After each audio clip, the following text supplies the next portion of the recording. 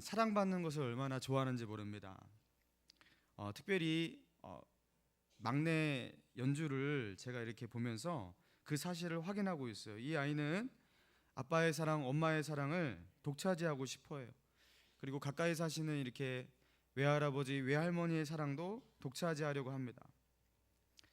그게 뭐 사랑의 굶주린 아이라서 그런 것이 아니라 충분히 사랑을 받고 있는데도 뭐 결핍이 있는 아이라서 그런 것이 아니라 잘 사랑을 받고 있고 충족한데도 불구하고 이 어린아이의 특징이 무엇이냐면 받는 것을 좋아해요. 사랑받는 것을 좋아한다는 것이죠.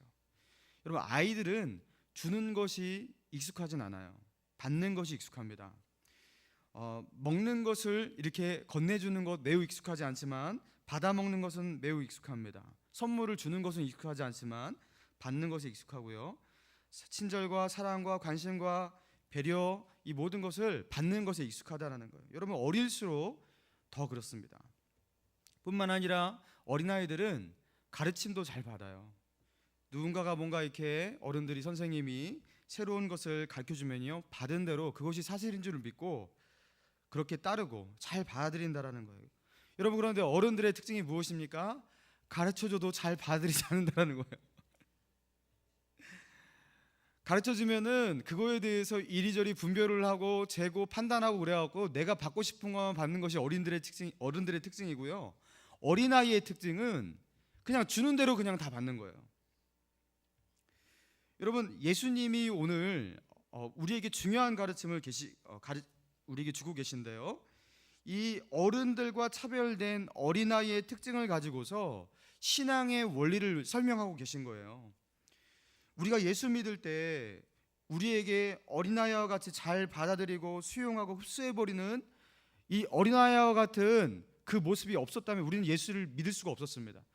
아까 이흥도 집사님의 간증을 보면서 정말 놀라운 일이 24살의 나이에 그냥 처음 교회 갔고, 그죠? 그리고 집안을 말아먹은 기독교, 그 기독교로 처음 초청을 받았는데 그냥 다 믿어지고 받아들여진 거 아니에요, 그죠? 예수를 처음 믿을 때 이렇게 어린아이가 같이 그냥 받아들이는 수용력, 흡수력, 이것이 없으면요, 우리는 아무도 예수를 믿을 수가 없었습니다. 세상 문화와 세상의 가르침에 대해서는 우리가 이렇게 수용적이지 않아도 돼요. 가리고 때로는 거부해야 됩니다. 그러나 하나님의 나라와 하나님의 은혜가 임할 때는 두 팔 벌리고 어린아이와 같이 무조건적으로 받아들여야 한다는 것이. 자, 오늘 본문은 15절 말씀 우리 같이 한번 읽어볼까요? 15절입니다. 시작. 내가 진실로 너희에게 이르노니 누구든지 하나님의 나라를 어린아이와 같이 받들지 않는 자는 결단코 그곳에 들어가지 못하리라 하시고. 자, 여기 보니까 주님은 하나님의 나라를 어린아이와 같이 받들지 않는 자는 어떻게 된다고요? 하나님의 나라에 결단코 들어갈 수 없다, 그렇게 말씀하고 있어요. 자, 여기서 어린아이와 같이 여기 표현에 의하면 성경대로 표현한 것에 의하면 받들지 않는 자라고 이렇게 받들다라는 표현을 사용하였습니다. 여러분, 받들다라는 것은 국어사전적 정으로 정확한 뜻은 이런 것입니다. 공경하여 모시다 또는 소중히 대하다, 이게 받들다라는 뜻이에요. 공경하여 모시다, 소중히 대하다. 그러니까 하나님의 나라를 소중히 대하고 그것을 귀하게 여기고, 이런 어린아이의 특징이 있지 않으면 너희는 천국 갈 수 없다, 이렇게 말씀한 것으로 우리가 해석이 돼요. 자, 그런데 이렇게 해석할 때 좀 미심적인 부분이 생기는 것입니다. 예수님이 비유하신 이 어린아이의 특징이 과연 천국을 그렇게 받들어서 모시는, 그렇죠? 천국을 그렇게 소중하게 생각하는 그 특징이 과연 어린아이들에게 있냐라는 거예요. 그래서 우리가 이 본문을 대할 때 여기서 고개가 갸우뚱해지고 때로는 이 본문이 굉장히 어렵게 느껴지는 이유가 바로 이게 어린아이가 정말 이런 특징이 있나 싶은 것이죠. 제가 볼 때 제 가까이에 있는 그 어린아이인 정현이와 연주를 보니까 천국을 그렇게 받든다라는 느낌이 별로 안 듭니다. 얘네들은 이렇게 누굴 받드냐면 그 장난감을 받들고요, 그렇죠? 자기 이렇게 재미있는 거 이런 것들을 좋아하고, 그렇지 천국을 그렇게 그리워하지도 않고요, 좋아하지도 않고 막 기다리고 이렇진 않아요. 천국이 있다라는 것을 있는데 그 말해주는 대로 믿을 뿐이지 받들다 이런 부분에 대해서 고개가 갸우뚱한다라는 것이. 자, 그렇다면 예수님은 왜 하나님의 나라를 대하는 모습을 어린아이를 통해서 이렇게 비유하셨을까? 궁금증이 생기고요. 이게 어렵게 느껴지는 것이요. 자, 그런데 우리가 이 본문을 읽을 때 이거 참 어렵게 느껴진다. 어린아이가 이렇게 한다는데 하면서 이게 어렵게 느껴지는 것은요. 우리가 있는 이 개정개혁을 성경을 읽을 때만 어렵게 느껴져요. 자, 이 성경을 제외한 구한글 개혁 성경과 그리고 개정개혁을 제외한 모든 성경이 받들다라고 해석을 하지 않고 받들다라고 이렇게 기록을 하지 않고 있어요. 자, 공동번역에서는 하나님의 나라를 받아들이지 않으면 이렇게 해석하고 있고요. 이렇게 기록하고 있고요. 표준세 번역에서는 누구든지 어린아이와 같이 하나님의 나라를 받아들이지 않는 자는 이렇게 해석하고 있고요. 이렇게 기록하고 있고요. 현대어 성경도 받아들이지 않으면, 그리고 다른 여타의 모든 영어 성경, 대표적으로 NIV 킹 제임스 성경도 Who will not receive the kingdom of God 하면서 receive란 단어, 우리나라의 받아들이다라는 receive란 단어를 사용해서 다 받아들이다라고 이렇게 이것을 그렇게 기록하고 있어요. 받아들이다, 수용하다 이걸로 기록하고 있는데 오직 우리가 지금 읽고 있는 이 한글 개혁 개정만 이거를 이렇게 받들다라고 표현하고 있는 것입니다. 자, 그렇다면 어떤 기록과 어떤 해석이 맞냐? 이 부분에 대해서 이제 우리가 분별을 해야 되는데, 자, 헬라어 원어를 제가 이렇게 봤습니다. 여기 보니까 이 받들다라고 기록된 이 헬라어 원어가 뭐라고 어떤 단어가 사용되냐? 데코마이라는 헬라어 동사가 사용돼요. 데코마이. 자, 데코마이의 원형적인 뜻은 받다예요. 주다의 반대인 받다. 자, 그런데 이 데코마이가 상황과 환경 가운데 적용될 때 환영하다, 영접하다라는 뜻으로 사용될 때가 많아요. 누구든지 예수님을 영접하면 하나님의 자녀가 되는 권세를 주셨으니 데코마이. 이게 받다, 그런데 이게 환영하다라든가 영접하다라는 데도 이 데코마이라는 동사를 사용했다라는 거예요. 그러니까 이 헬라어 원어 데코마이를 번역하면서 이걸 어떤 단어를 사용해서 한국어로 번역할 것인가 라고 신학자들이 고민을 할 때 데코마이의 환영하다, 영접하다라는 이 의미를 가지고서 이거를 번역을 한 거예요. 근데 환영하다, 영접하다, 하나님의 나라를 어린아이와 같이 환영하지 않으면 약간 뉘앙스가 어색하다 이렇게 느껴져서 이거를 의역적으로 번역하고 싶어서요. 의역적으로 번역해서 이거를 어떻게 하냐면 받들다라고 한 거예요. 자, 그러니까 원래 헬라어 원어의 데코마의 원형적인 뜻인 리시브, 받아들이다라는 이 의미가 퇴색돼 버리고 받들다, 공경하여 모시다 이런 의미가 너무 부각이 된 것입니다.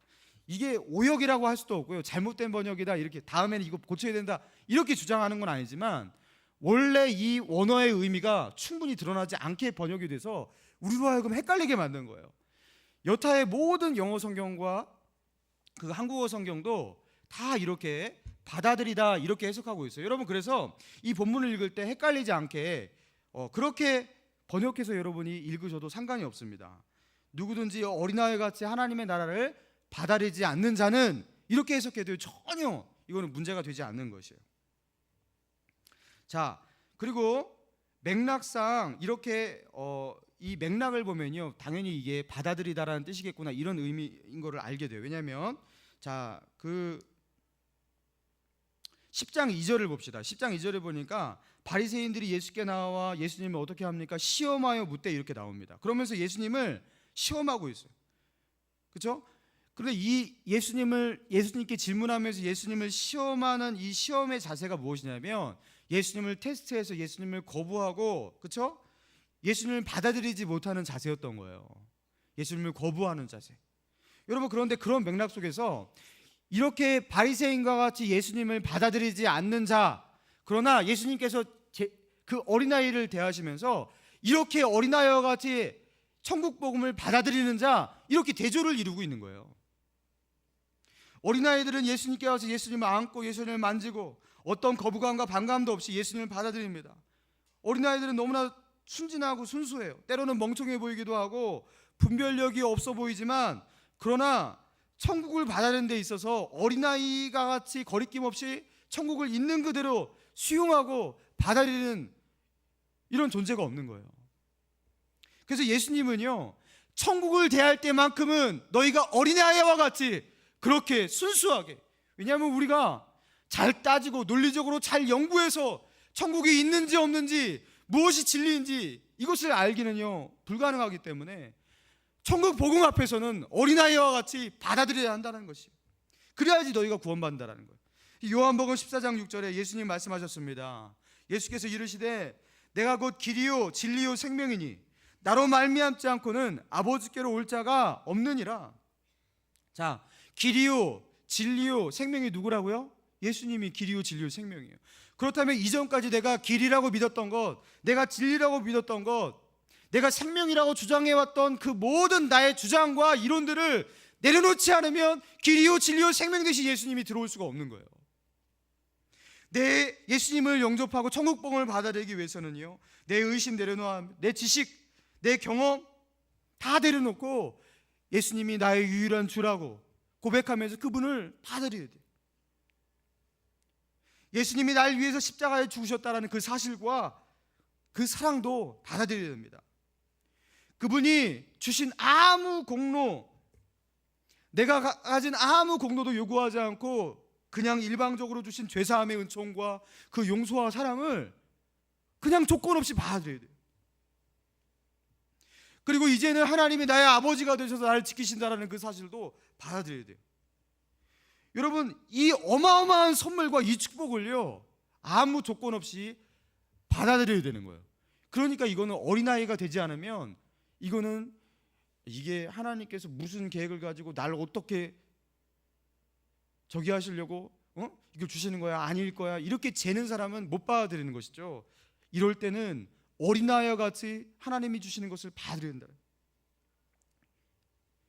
일방적으로 그분이 주시는 은총을 받아들이지 않는 자는 새 생명으로 구원 얻지 못한다라는 것.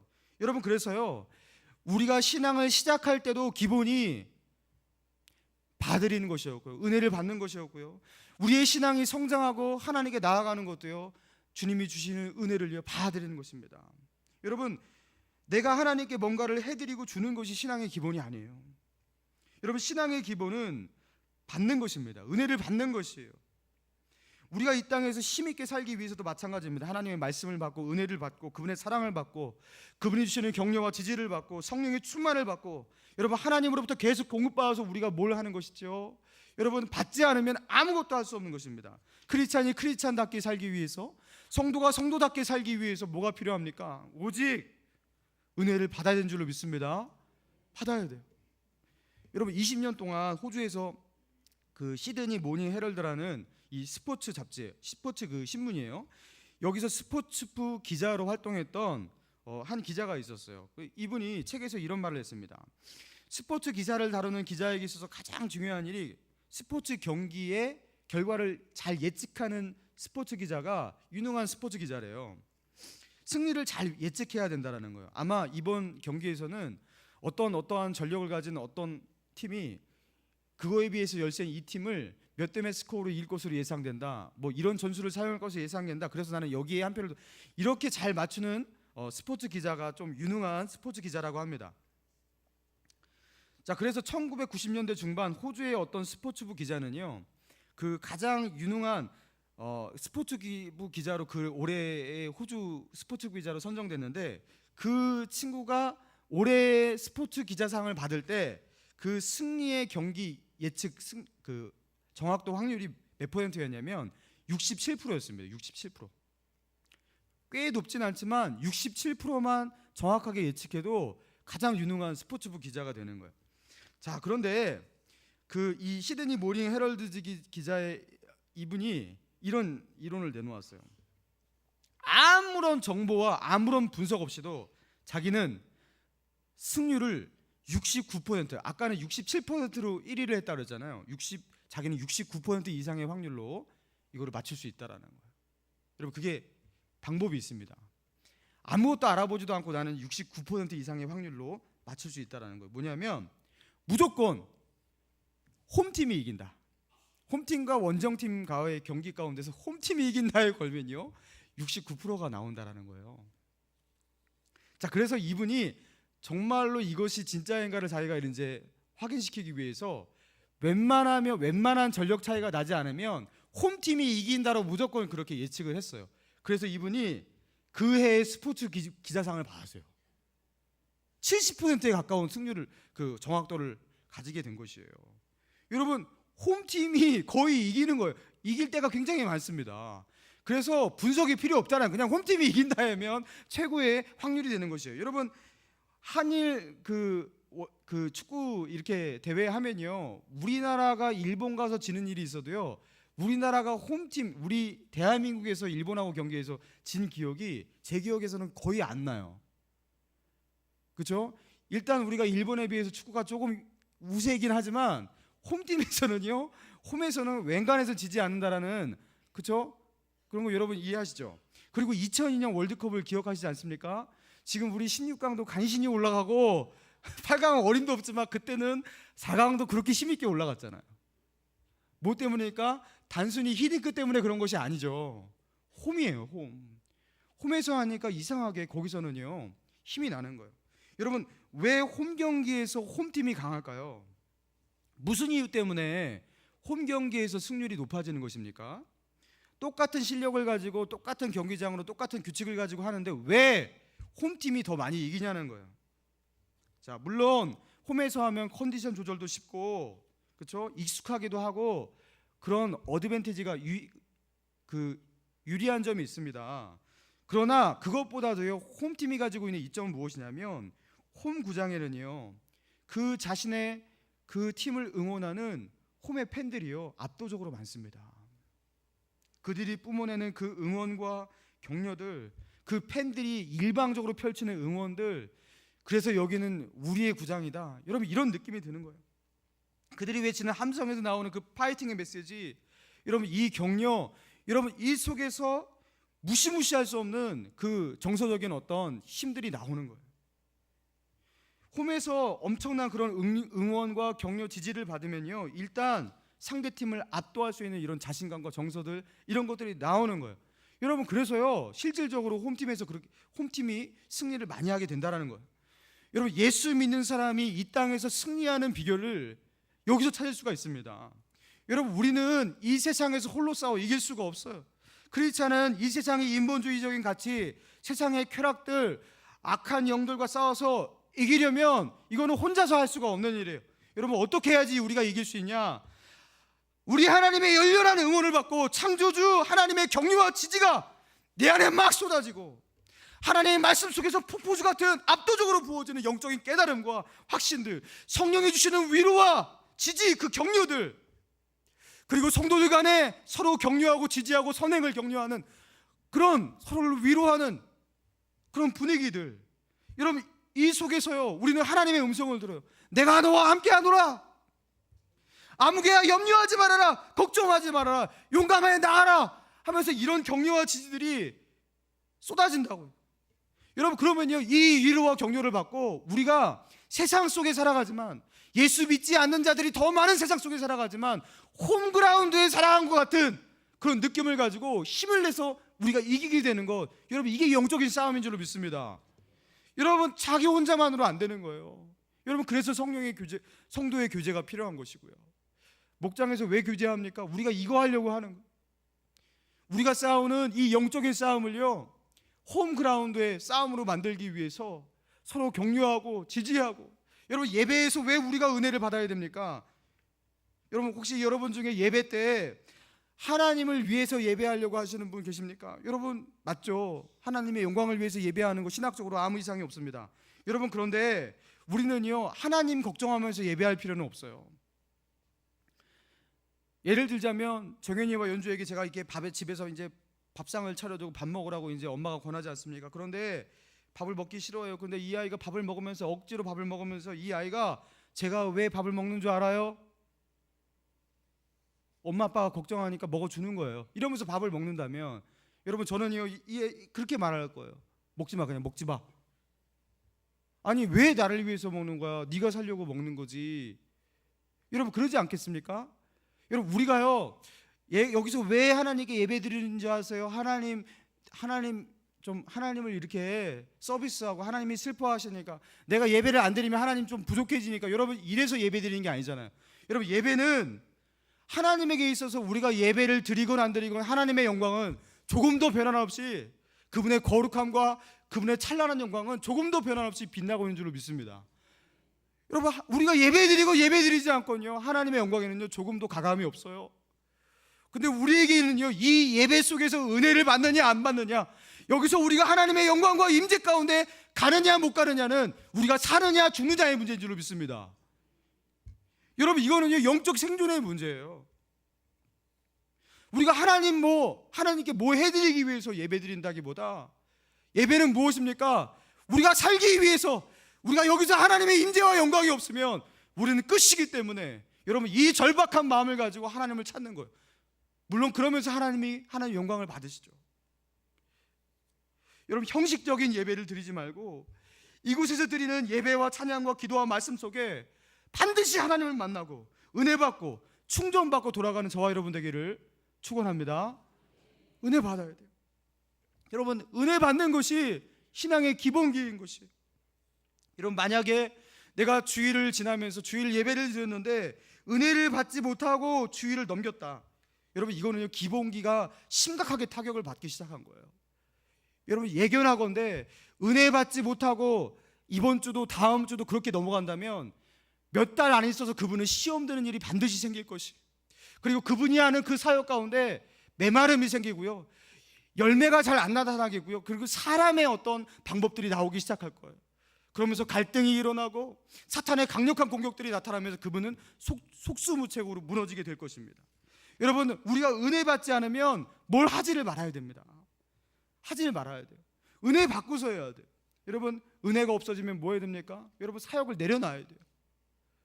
사역은 하나님이 주시는 은혜의 힘으로 하는 것이죠, 내가 인간적인 계획과 열심으로 하는 게 아닌 것이죠. 여러분, 그렇다고 은혜가 요새 떨어지니까 목자를 내려놔야겠다, 여러분 이러시면 안 됩니다. 그럼 저는 목사님한테 혼나죠. 제가 말하는 거는 이제라도 늦지 않았으니까 다시 은혜를 받자. 할렐루야. 절대로 내려놓지 말고 은혜부터 받자. 할렐루야. 은혜를 받아야 된다는 거. 베드로전서 2장 2절, 갓난아기들과 같이 순전하고 신령한 젖을 사모하라. 이는 그로 말미암아 너희로 구원에 이르도록 자라게 하려 함이라. 여러분, 갓난아기들과 같이 어떻게 하라고? 순전하고 신령한 젖을 뭐하라? 사모하라. 사모하라. 여러분, 갓난아기가 배불릴 때까지 이렇게 엄마 젖을 사모하면서 먹듯이 우리가 일단 은혜를 누려야 돼요. 여러분, 가장 기본은요 하나님의 은혜를 누리는 것입니다. 할렐루야. 반드시 누려야 돼요. 혹시 이 중에 은혜로 배가 부른 분 있으십니까? 야, 은혜가 너무 넘친다. 이제는 너무 넘치니까 이제 세상으로 하산해도 될 것 같아. 여러분, 우리가 좀 이런 어떤 넘치는 은혜를 가지고 밖으로 나가야 되는데, 오늘도 좀 뭐가 부족했네, 할 수 없지 뭐 다음에 하면서 우리는 항상 이런 생활을 반복합니다. 여러분, 이게 문제인 것이에요. 기본기가 흐트러지기 시작하고 기본에서 무너지기 시작한 것이죠. 여러분, 수년 전에 그 칠레에서 일어났던 광산 매몰 사건 기억하시죠? 여기서 60일 만에 극적으로 구출된 칠레의 광부들, 여러분, 그 나라의 영웅이 되었습니다. 그 30인의 광부들 있잖아요. 그리고 이 광부들 중에 몇몇 사람들이 자기들이 위기를 극복한 그 이야기를 우리 기독교적으로 표현하자면 간증하면서 사람들을 이렇게 격려하고 위로하고 힘내라고 말하고, 우리도 이렇게 살았다, 고난을 이렇게 극복하면 된다 하면서 이렇게 격려하는 강연가도 되고요. 이 광부들이 그랬었어요. 자, 그런데 이들이 어떻게 지금을 살고 있나 하면서요, 이 10년 거의 넘게 흘렀죠. 10년 가까이 흘렀죠. 이 광부들을 추적해 보았습니다. 근데 이 광부들의 지금의 모습이요, 그때 구출되었던 그 영광과 그 환희, 그 기쁨, 그 행복, 이 모습과 너무나 초라하고 너무나 불쌍한 모습을 가진 광부들이 대부분이었다라는 것이에요. 왜인 줄 아십니까? 결국 이들이 60여일 동안 겪은 그 매몰된 빛도 없는 곳에서 그 목숨이 이게 내일을 보장하지 못하는 그 공포 속에서 60여일 동안 갇혀 있었잖아요. 근데 이들이 그것이 트라우마돼서요, 그 후유증을 앓는데요, 일상적인 삶 자체가 안 되는 거예요. 그때는 이것을 극복했다, 이런 환희에 젖어서 사람들에게 말하고 있게 했을지 모르지만, 결국 이 사람들이 그 후유증을 앓는데 그 인생이요 서지를 못하더라는 것이에요.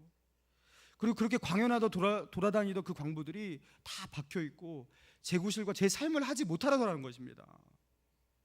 여러분, 우리는요 그렇게 말합니다. 역경을 딛고 일어나면 그 역경 자체가 우리에게 힘이 되고 배우게 하고 힘을 얻게 만들어서 제대로 인간 된다, 사람 된다, 그래서 사람은 강해지는 것이야, 역경이 필요해, 이러면서 우리가 화이팅을 외치잖아요.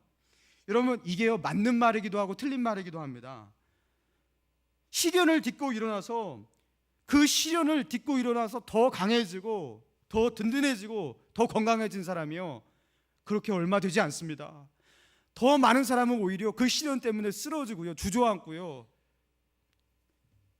그리고 그 상처의 자국을 지우지 못해서 그 상처 때문에 인생 내내 시달리는 경우가 오히려 훨씬 더 많다라는 것이죠. 여러분, 그래서요 단순히 인생 속에서 잘 배우고 잘 경험하고 그리고 잘 극복하는 인간 승리의 의지, 그 세상의 자기개발서적에서 말하는 그래 너의 의지로 결단하고 계획하고 그리고 이것을 이기면 돼 하면서 그 인간 승리의 의지로 절대로 성공적인 인생을 살 수 없다라는 것. 여러분, 성경은요 인간 승리의 의지를 말하고 있는 게 아니에요. 사람은 스스로의 의지와 자기 성찰로 자기를 결코 성공적으로 건강하게 만들 수 없는 존재입니다. 여러분, 사람은 반드시 하나님의 은혜가 그 안에 주어져 있는 사람들인 줄로 믿습니다. 하나님의 은혜가 데코마이 그 안에 주어져야 돼요. 수용되지 않으면 절대로 이 사람은 하나님이 처음에 창조하신 하나님의 형상대로 건강하고 행복하게 살아갈 수가 없어요. 세상에 그렇죠? 네가 네 의지로 하면 살 수 있어, 잘할 수 있어라는 말에 속지 말라는 것이. 하나님의 은혜가 내 상처를 치료하고 하나님의 은혜가 나의 생각을 바꾸고 내 부정적이고 그리고 내 안에 있는 까칠하고 상처난 모난 마음들을 바꿀 때까지 그 은혜가 나를 압도하고 내게 부어주지 않는다면 여러분, 우리는 소망이 없는 것이. 여러분, 우리가 예수 오래 믿었다고 이제 은혜를 받을 만큼 받았다고 자만하고 있지는 않습니까? 예수님은요 그걸 경고하고 계시는 거예요. 예수님의 은혜 앞에서, 하나님의 은혜 앞에서는 어린아이가 됩시다. 여러분, 우리가 언제부터 신앙의 힘을 잃어버리게 되었습니까? 우리가 언제부턴가는요 흡족하게 은혜 받기를 사모하는 그 마음을 잃어버렸어요.